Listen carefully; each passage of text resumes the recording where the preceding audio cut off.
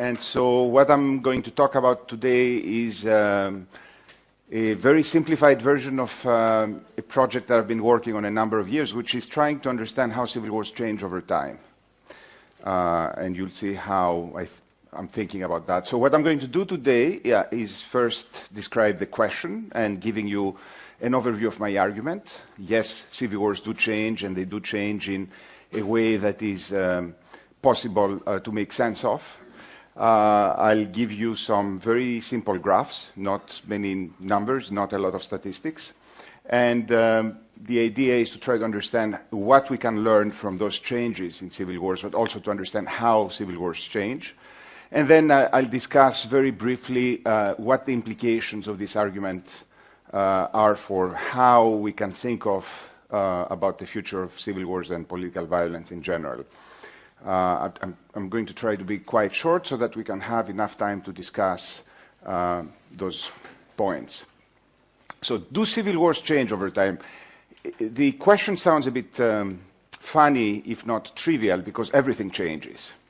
And that couldn't exclude civil wars. And yet, if you look at the literature on civil wars, it is very often studied in a way that assumes their constancy over time, the absence of temporality. One could even say our approach to civil wars has been ahistorical. Why? Because we're interested in understanding the deep structure of civil wars. We're interested in figuring out what the main characteristics are over time. So people ask what the causes of civil wars are without necessarily looking at changes over time. They really focus mostly in a quantitative way on civil wars that have erupted after 1945. And so the assumption is that there is a basic temporal homogeneity. Even though there are some changes, fundamentally, civil wars are civil wars. And what drives civil wars in 1946 drives civil wars today. The main things that the literature has examined are things like, obviously, the causes of civil wars, but also their dynamics, their duration, and, of course, the ways in which they end and what follows after the end of civil wars, the so-called post-conflict situation. And as I said, for reasons that have to do with data availability, our analysis is fundamentally focused on the wars that erupt after 1945. And it's not just a matter of quantitative data. It's also the fact, and you have to understand where the field of civil war emerges from. It emerges to a large extent from the field of so-called security studies. I always joke, and I say it's called security studies in the United States, peace studies in Germany or Scandinavia, and war studies in the United Kingdom. So depending on the emphasis, you get the same object being studied in different ways. But it emerges from a field that specialized in the study of real war, that is the war between states. And in a sense, the focus and the turn to the study of civil wars is a result of the decline of interstate wars. There are not enough interstate wars to study anymore, and that's why people have focused very much on the study of civil wars. And obviously, this relation of substitution, which I think is a relation of substitution, really starts after the end of the Second World War. This is when we have the reversal of that relation between interstate wars and civil wars, and people turn their attention to civil wars. So the focus on the post-1945 period is a question of convenience, but it's also, I think, in an implicit and not necessarily very well acknowledged way, is a reflection of a very big shift.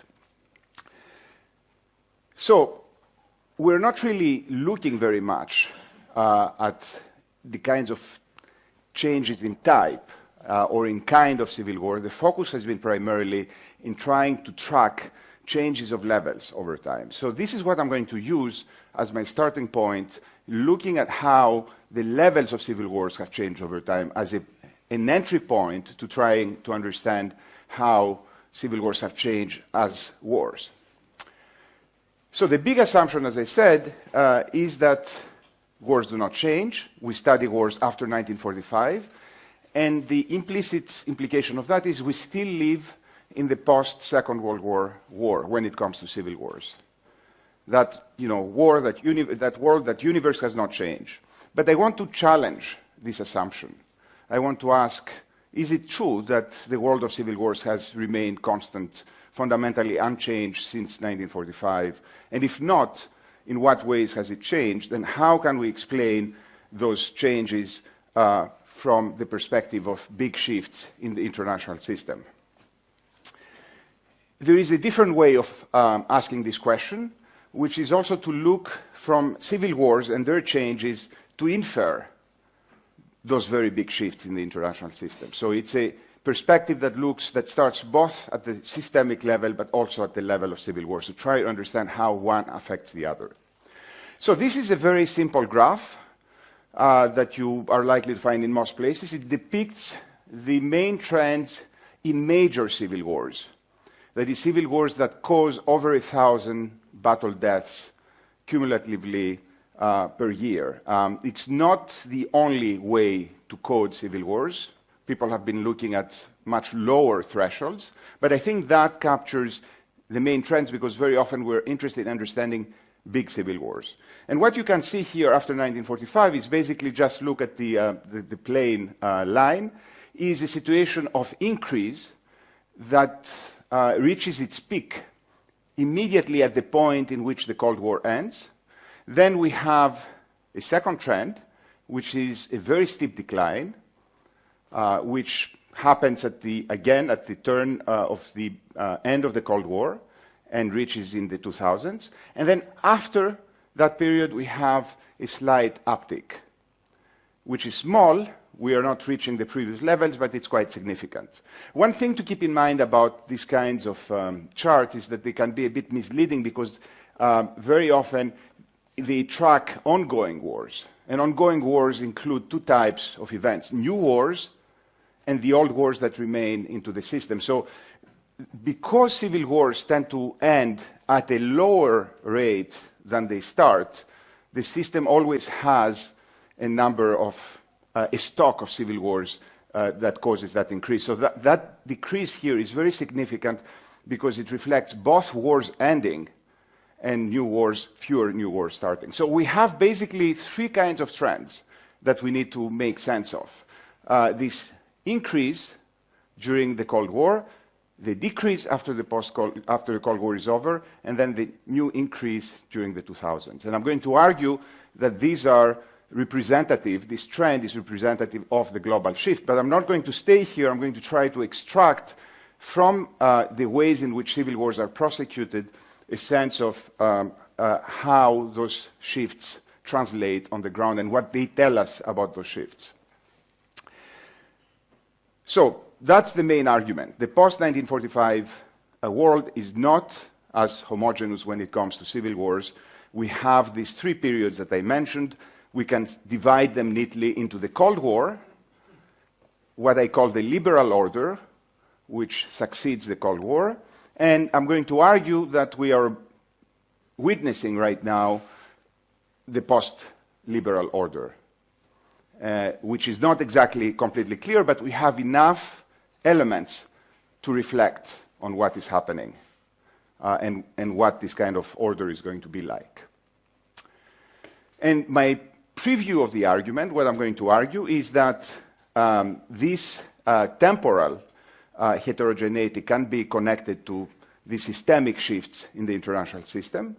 And there are three variables that are going to help us make sense of the clustering of those civil wars in those three periods.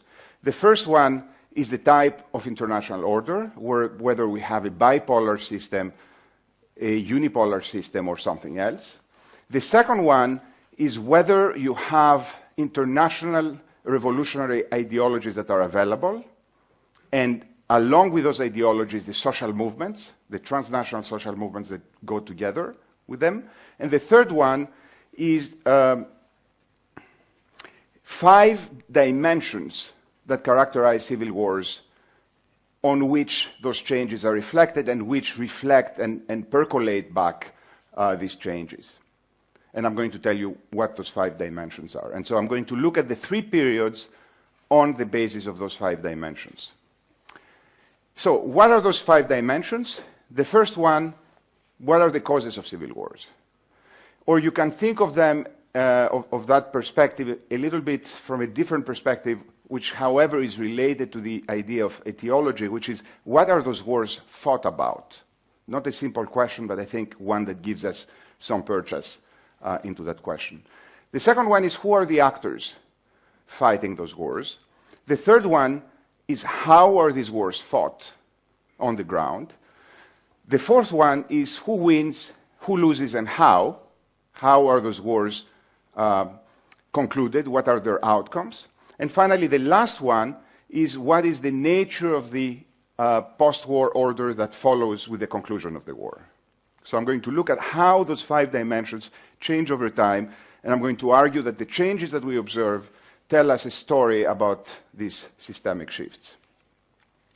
What is the state of knowledge about these kinds of issues? Well, when it comes to causes, as I said, most of our work and the research in the field in political science has been primarily about invariable causes, or invariable in the sense temporarily invariable, things that matter over time. And when we look at causes, the main argument, the most robust finding, has been poverty. Very poor countries, famously described by Paul Collier as the bottom billion countries, are the ones that are most vulnerable to civil war. There's been some evidence also linking ethnic exclusion in ethnically divided societies as a factor that is associated with war, but not with wars that take place for the control of the center. There is very roughly a 40 to 60% divide between wars in which the objective of the rebels is to conquer power at the center, 40% more or less, and 60% of wars in which the objective is to create a new state, so-called secessionist wars. The problem with this analysis is, even though the most robust variable that explains civil wars is poverty, the power of that variable is very small.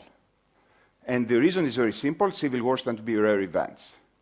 That means that at any given moment in time, the great majority of very poor countries are at peace, right? So even though poverty tells us something, it doesn't tell us a lot. In terms of actors, what is the main thing here? People have not discussed very much rebels. The main distinction is associated with the distinction that I just mentioned, the distinction between secessionist civil wars and non-secessionist civil wars. There is a similar kind of distinction that doesn't completely overlap with that, which is between ethnically mobilized rebels and non-ethnically mobilized rebels. But beyond that, there hasn't been much in terms of thinking about what kind of rebels. Recently, there has been a very interesting literature and research agenda on studying fragmentation in terms of rebel organizations. Why do some rebels are able to be more unitary, for example, the Chinese communists during the Chinese Civil War, whereas if you look in Syria, there seems to be thousands or hundreds of different groups. The third type of dimension has to do with warfare. I'm going to tell you a little bit more in a few minutes because I've worked very much on that. The one distinction that I've made is between civil wars that are fought as guerrilla wars, civil wars that are fought as conventional wars, and civil wars that are fought as what I call asymmetric but not conventional. I'm going to explain to you what those means. In terms of outcomes, we have two types of outcomes. We have wars that end with a decisive outcome, that is, with the victory of one side, the defeat of the other side, and then we have wars that end with a negotiated settlement, with a bargain. And in terms of post-conflict situation, we have wars that end with more inclusive regimes, wars that end with democratization, or wars that end with more exclusive regimes or authoritarian regimes. You could argue that the Syrian civil war, which pretty much has ended, is a war in which the outcome has been a decisive military victory on the regime side, and the post-conflict outcome is an authoritarian, the continuation of the authoritarian regime, which is also ethnically exclusive. Okay, let's take those 5 dimensions and look at those 3 periods to try to understand what is the same, what is different, what changes. So what are the civil wars looking like during the Cold War? I'm going to give you some very general kinds of observations and then focus on those 5 dimensions. The main characteristic of the post-1945 world is the proliferation of new states that follows from the end of colonial empires. Those states tend to be quite weak, and the argument is because those states have been weak and also poor, they don't have effective Weberian states, the capacity of states to monopolize violence, and as a result, they're very easy to challenge. And that's why we observe a proliferation of civil wars during the post-Second World War period. That's an argument that's associated with Jim Fearon and David Layton. So weak states emerging out of colonial empires are unable to project power and maintain the monopoly of violence in their countries. However, there is a second argument which is much less studied, which I think is very important, which is the legacy of the Second World War. And I'm happy to talk about that. I think there is a direct link between civil wars in the post-Second World War period and the Second World War itself. The third point is that we have the spread of an ideology, which we can call with a variety of different names, which we can describe fundamentally and very basically as revolutionary socialism, which spreads very rapidly, which is also rooted in the outcome of the Second World War and the prestige that's enjoyed by the Soviet Union, which also assists materially a lot of those movements, but also the symbolic aspect of that ideology that makes it both a credible alternative to the existing system. People can believe very credibly that another world is different, so to speak, the socialist world, and is associated with 2 very big symbolic rebel victories, Cuba and Vietnam. Then we have bipolarity, which is a feature of the international system, the competition between the Soviet Union and the United States, and because the only way they can compete militarily without self-destroying in a nuclear holocaust is by supporting factions that are fighting on their side in other countries, we have civil wars that are very often described as proxy wars. I don't like the term proxy war because it assumes there is no agency in the factions that are fighting civil wars, that civil wars are not truly domestic, which I think is patently wrong. These are domestic wars, but the role of external actors, especially the United States on the one hand, the Soviet Union on the other hand, various surrogates, China, for example, Cuba in Africa, play a very big role in sustaining a lot of the rebel movements or the governments that are on their side. And I'm happy to talk about that as well. Finally, we have a dimension that's overlooked and sometimes misinterpreted, that's my own argument, which is we tend to think of guerrilla warfare as a very ancient type of war that is not variable, doesn't change over time, but in fact, the type of guerrilla war that becomes very prevalent during that period tends to be a particular form of fighting that's very, very strongly associated with these socialist rebel movements. And again, I'm happy to talk more about that. I've written about, but I think there is a very close connection between the two. And the last point, one to the last perhaps, is that most civil wars end during that period with very decisive outcomes. Usually, for the most cases, and that comes as a surprise to most people, with the victory of the regime. It's unusual to have the rebels win, even though if you compare that period to the previous period, the first half of the 20th century, rebels are much more likely to win. So we have a very interesting development. Rebels have a shot to win power, even though they remain the weaker side, and most of the times they do lose. They are being defeated. But what is very clear is that negotiated settlements tend to be very uncommon. Why is that? You could argue it's because of the bipolarity of the international system, or you could argue it's a feature of the ideology that often drives these conflicts, which is based on an existential struggle in which the war is viewed as a zero-sum game. That is, you can either be on the side of the West, capitalism, or you can become a socialist country. There is no compromise, and therefore that increases the intensity of those conflicts and makes compromises less likely. Post-war order tends to be what may be described as Huntingtonian, from the name of the well-known scholar in the United States, Samuel Huntington, who before writing The Clash of Civilizations, for which he is mostly known, wrote a very important book about the order in changing societies, in which he argued that first there is a very specific sequence that developing countries have to follow. You first create the institutions of a working state, and only then you democratize. That was the argument. You don't democratize before creating a strong state.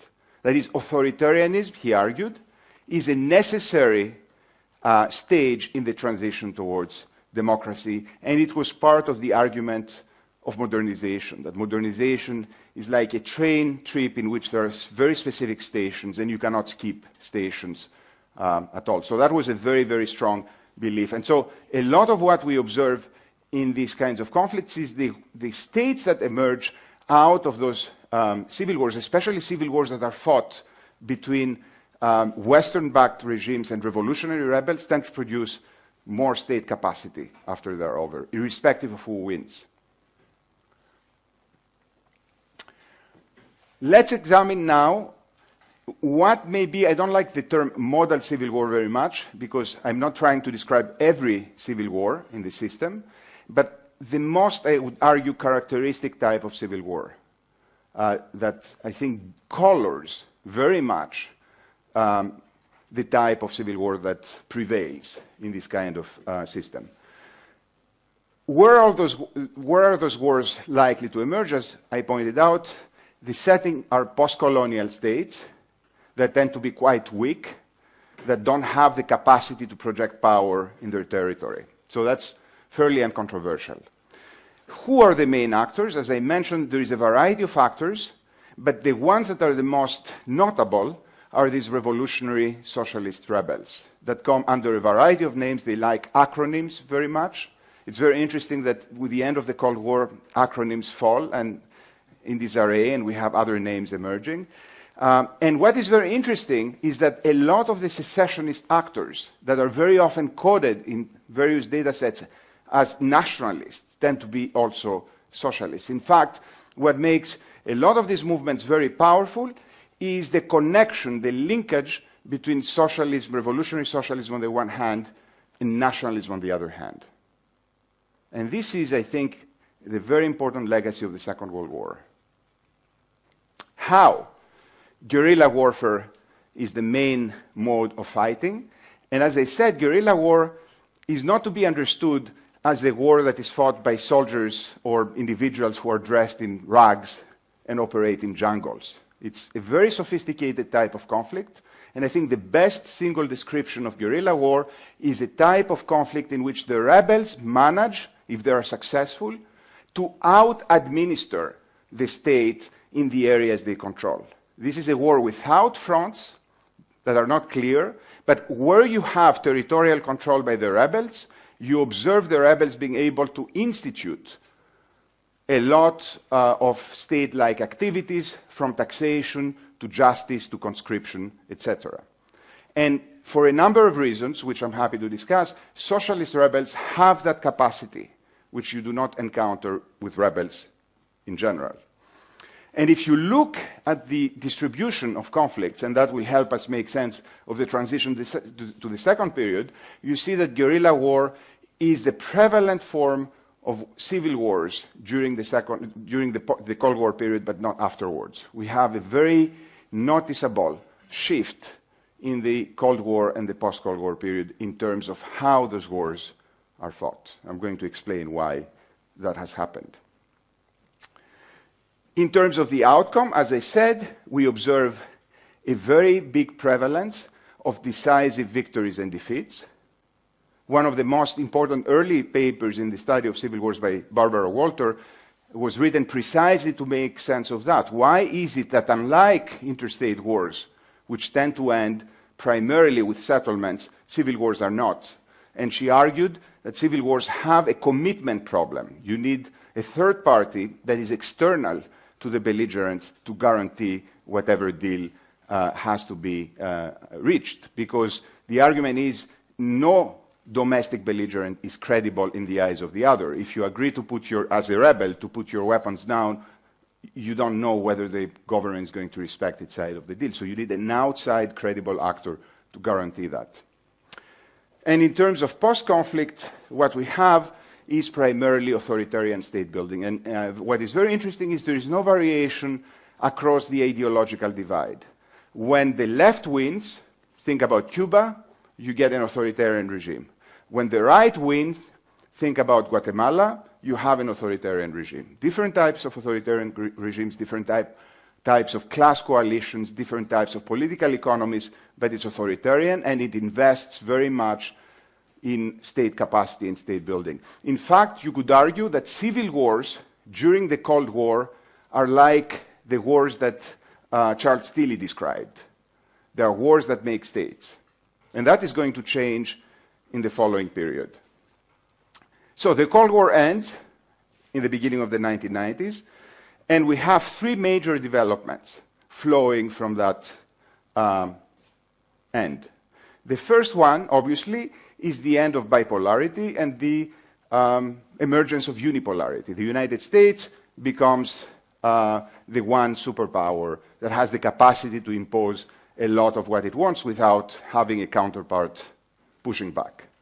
The second one is the collapse of the Soviet Union, and that is different from saying, obviously, the collapse of the Soviet Union is a condition for the end of bipolarity, but in and of itself is a different kind of thing because it means that a fundamental funder, but also inspiration for a lot of these rebels disappears.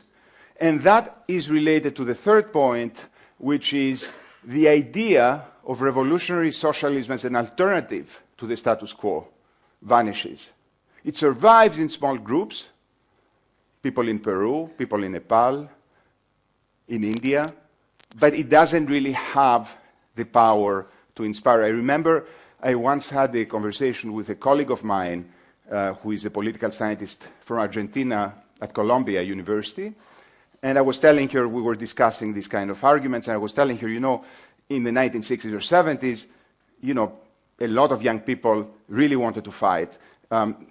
Perhaps in this environment it doesn't sound a very sort of deep point to make, but in the United States where the memory is short, people had forgotten about that.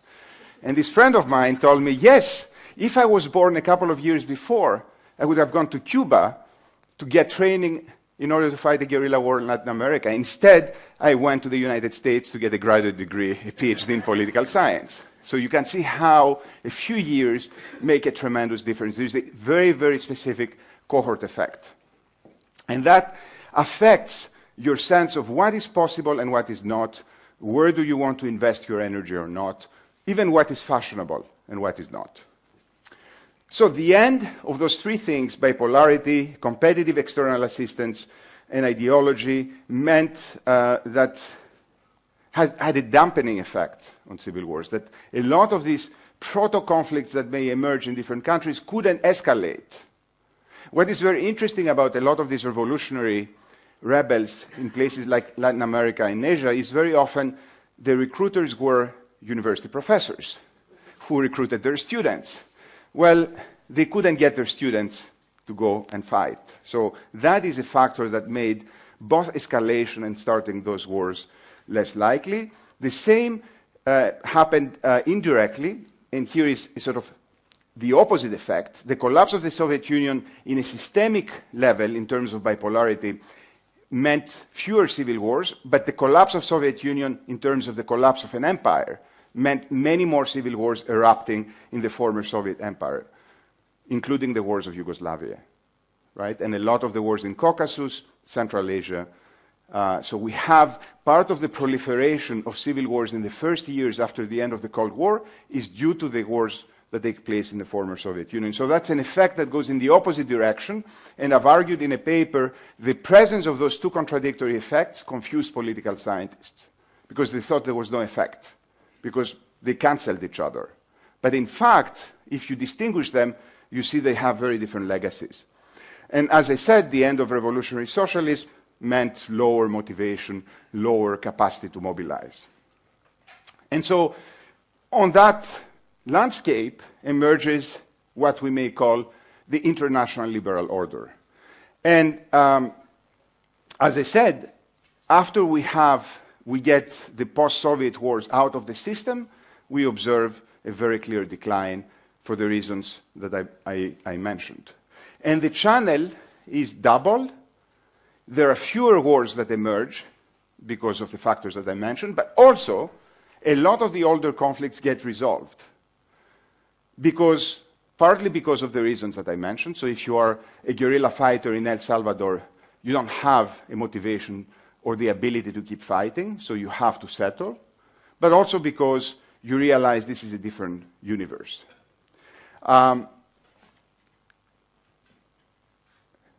So fewer civil wars onset were not the only change in the system. It works in both directions, and we also observe a fundamental change in the modal civil war. So let's go through the 5 dimensions again. Where do those civil wars erupt? They erupt, obviously, in post-colonial states, but in those post-colonial states in which, especially states that were very dependent on external assistance in the context of the Cold War, lose that assistance and lose the ability to control their territory. The typical case here is the DRC, the Democratic Republic of Congo, which is called Zaire. And it collapses because it loses the support that comes from the outside. Who are the fighters? The fighters are the Paul Collier type of opportunists, or very often the people described in a sort of small literature of the time as new wars. They're opportunistic rebels, they're extremely violent, they seem to lack an ideological agenda. They are the Charles Taylors of this world. So one way to think about that is that the Che Guevaras have been replaced by Charles Taylors. And of course, the people who do the analysis at the time make the argument, like Paul Collier did, that Che Guevaras were Charles Taylors. They were not different. They were fundamentally Charles Taylors. They were opportunistic, using ideology to get funds from the Soviet Union. What is the type of warfare that we observe is what I call symmetric but non-conventional wars. What are those wars? They're basically wars in which that resemble very much medieval kinds of wars, in which you have parties, columns of fighters raiding territories, not really establishing any institutions. And the capacities and the demands of these kinds of warfare tend to be very low, which is why a lot of the belligerents in these kinds of conflicts tend to be resorting to the easiest way to find fighters, which is to abduct children. So there is a very high relation of children fighters in these kinds of wars, which actually differentiates them in a very consistent way from socialist revolutionary rebels who tended to deploy very, very often women instead as part of their ideological agenda. Right? So we have very different armies. They are not good armies, but they are able to fight, so to speak, between quotation marks, because they are fighting against states that are equally terrible, because the states have collapsed, and very often you cannot really tell who is the state and who are the rebels. There is a famous term that was used in the context of the war in Sierra Leone, the term SOBEL, soldiers and rebels, right? And very often you have switches between those two sides. What are the outcomes? The outcomes are very much shaped by what may be described as humanitarian interventions, in which the United States and the international community and the UN intervene in a very decisive way in those conflicts, and they can do it. And they can do it, why? Because a lot of these rebels are very poor militarily.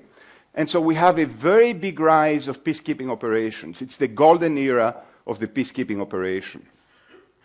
We also have the rise of the so-called liberal hawks, especially shaped in the experience of the war in Bosnia, and the so-called armed humanitarianism.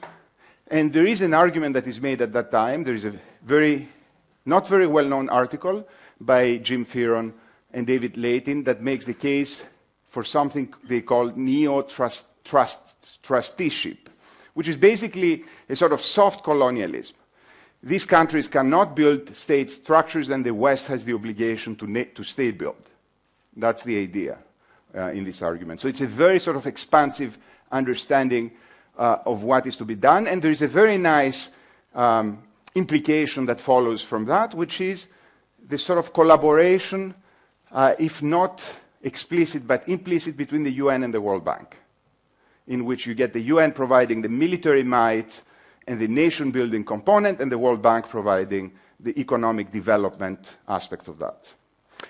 And because civil wars are, in a sense, terminated through this international intervention, we have a tremendous rise in settlements. We don't really have this end in military victories and defeats for each side. We have negotiated settlements, which are followed by democratization, but these democracies tend to be very weak.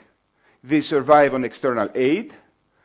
They are not really based on endogenous processes. They feel fake very often, and they are associated with failed state buildings, which is why we have a very interesting finding in the literature, which is, in my opinion, sort of endogenous, that is, the finding that civil wars that end with settlements are civil wars that are very likely to recur. It's not because the settlement is bad in and of itself, it's because the environment, the political environment that follows afterwards is not really either a true democracy or a true authoritarian. You have a weak leader that tries then to discriminate and increases the chances of resorting to another civil war. That gives rise to what I call the post-conflict state-building trilemma, which is the wish list of humanitarianism is tripled, but like in any trilemma, you cannot get all three features at the same side.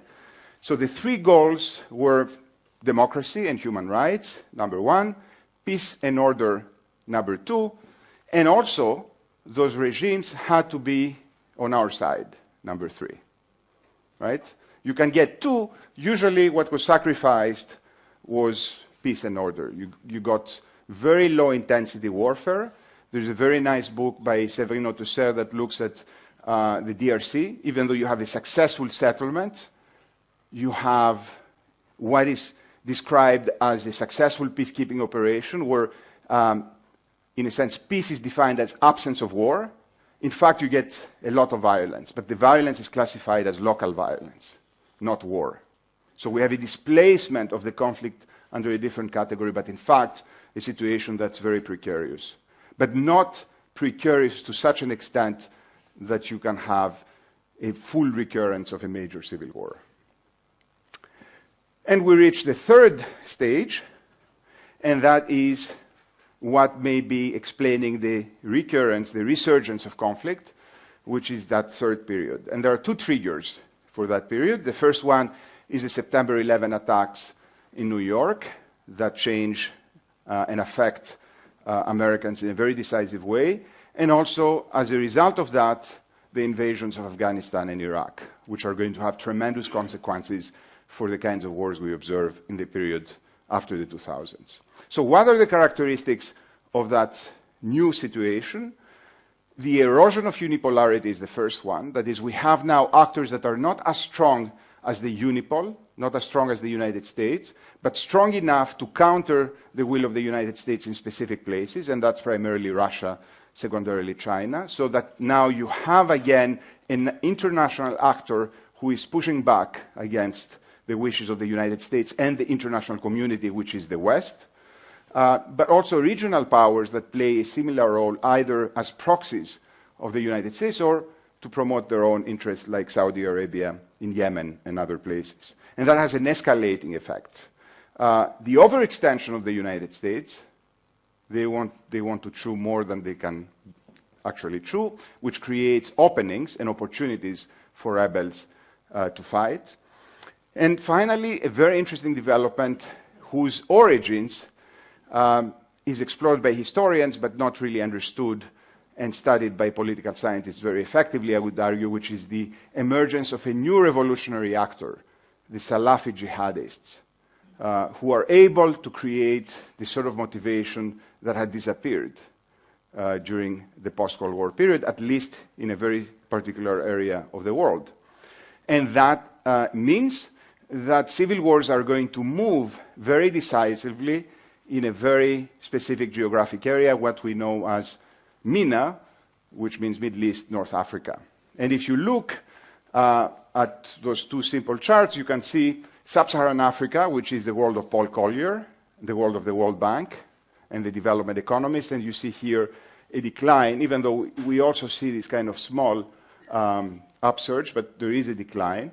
Whereas if you look at MENA, it's an increase of civil wars, and most of the main civil wars that are being fought today in the world tend to be in that area. And what is more, they also tend to have a much higher percentage of jihadi rebels. So the resurgence of jihadi rebels needs to be understood in the context of the traditions and the practices of revolutionary rebels, not in the frame that's characterized either by the use of the term terrorist, which I think is more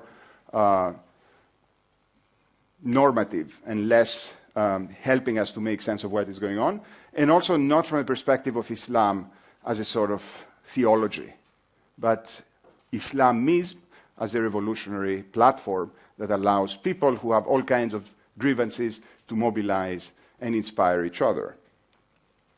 And what, therefore, is the modal type of civil war in this kind of new world that we're in?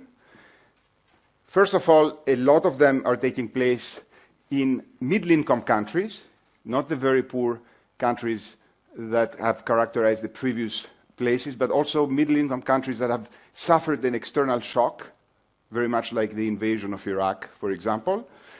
The rebels tend to be revolutionary insurgents. There are some interesting arguments that have been put out to explain that, both of them by Barbara Walter, by the way. One is the internet, and the other is the so-called extremist advantage. I don't buy any of them, but I think there is a real question in understanding where that movement comes from and how it manages to become what it has become. And the mode of combat in those kinds of civil wars tends to be conventional war. The war in Syria was a conventional war, in which there are front lines and in which there is a sort of face-to-face clash. In fact, a lot of these kinds of conflicts are fought in decisive battles that tend to also take place within cities. The Battle of Mosul, for example. The outcomes, we have a reversal of the trend. Now, the majority of wars tend to end with decisive military victories and defeats. In fact, the jihadis get defeated everywhere, not with peace settlements. That's why I'm not very optimistic that there will be a peace settlement in Afghanistan. And why is it that the mode of engagement, external intervention, let's get the different sides on the table to discuss? Well, because nobody wants to talk with the jihadis. They are not legitimate counterparts. We don't want to sit on the same table, and therefore, and they don't want to sit on the same table with us. So we're back in the world of very strong ideological divides. And if you look at MENA, is the one area that has the least peacekeeping operations, 95%. In fact, the only one was a sort of stillborn operation in Syria. And what is the post-conflict situation? We're moving very much in a sort of Huntingtonian direction, but very often the regimes that win also face enormous challenges. And so it's not clear, and I don't have a good answer to that, whether we're going to observe a consolidation and state building as opposed to states that are unable to really control their populations. What is very interesting is, unlike the Cold War, in which we had a small but significant proportion of wars being won by socialist rebels, revolutionary rebels, in this kind of environment we have had so far no war in which jihadis had won. And I would argue that jihadis make very good state builders. The Taliban were very effective state builders, much more than everything that followed after the American invasion. We don't like them for a variety of reasons, but we cannot deny that dimension. Implications for the future, and I will conclude with 2 slides. Are we likely to see an explosion of civil wars in the future? In fact, if you read a recent report called Pathways for Peace that was compiled by the World Bank and the United Nations, just came out recently, the argument is we're moving in a situation of exploding violence. I don't think so. We don't have evidence that we're moving in a direction of generalized explosion. First of all, we have this very interesting feature of geographic concentration of conflicts.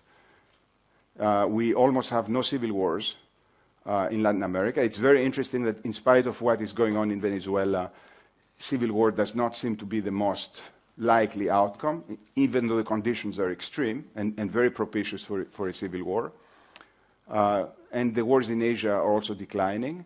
And even in sub-Saharan Africa, we've had a quite significant decline. But if you take MENA, that's the area in which a lot of what is going on, a lot of the action is concentrated. So we have this uptick. It's not a generalized explosion of violence. But we are likely to see a displacement effect, and this calls for a different type of analysis, which is to think about political violence in more general and broader terms as opposed to civil war per se only. I'd be happy to talk about that because that's another thing I've been working on. We are likely to see more state building when the winners have a solid social base and are supported by outside actors, but not necessarily, I think, with a very strong emphasis on democratization anymore. I think we're likely to see a compromise in which, going back to the trilemma, democratization is going to take, and human rights, the back seat in favor of order and control, especially if the enemy are the jihadis. And the most effective state builders, I think, as I mentioned, are shut out of the system. So if you think of state building as an evolutionary process, very much like natural evolution, the best state builders are basically excluded because they're jihadis, and we don't like them. And we have to think about that. Finally, a key implication for policy and the way we think about these kinds of issues. Again, I'm going to refer back to that report that I mentioned of the World Bank and the UN. And I think we should be starting to think seriously about the fact that we're no longer living in the era that shaped a lot of our thinking, both in terms of policy but also in terms of research, which is the liberal era. And if you look at that report, it doesn't do that. It reflects about the future using the assumptions of this particular period. And we need to update our assumptions. But we're not well equipped for a number of reasons. First of all, because new trends are not always well identified. And second, because I think the category of terrorism blinds us to understanding what is going on in a particular area of the world, I think, in a more productive direction. So I'll stop here, and I'll be happy to take questions from you. Thank you very much.